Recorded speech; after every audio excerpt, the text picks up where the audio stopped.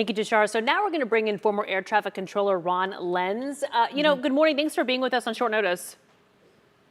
Hey, you bet. Good morning from D.C. Well, let's talk, Ron, about what happens during a ground stop.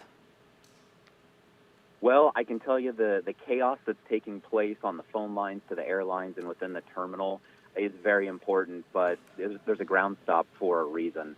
So I've had the really unique opportunity to be both an air traffic controller and a pilot for the United States Air Force. I've lived on both sides of the microphone, and both sides of the microphone are trained the exact same way. Don't let emotion drive your decision. And so right now, even though it's a pain and throwing everything off and causing a little bit of pandemonium, safety is paramount. One of the other questions we have for you this morning, we've been hearing from the FAA this notice to air missions, to fully restore the notice to air missions. Do you have any insight into what that is and how that affects all of this?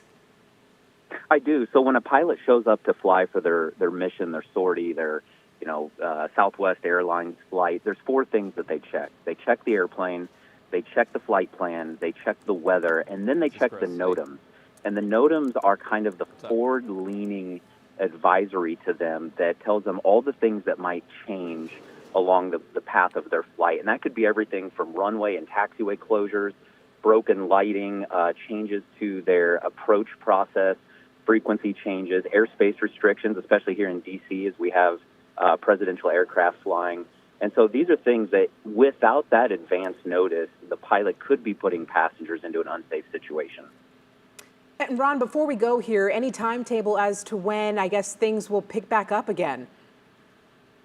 That's a really hard thing to guess. I've never seen anything like this personally in 20 years of aviation.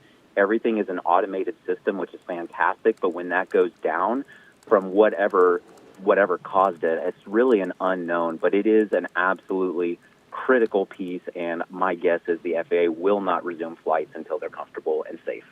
All right, Ron, we really do appreciate the insight. That gives us a much better understanding of what's going on. Thank you very much. We appreciate it.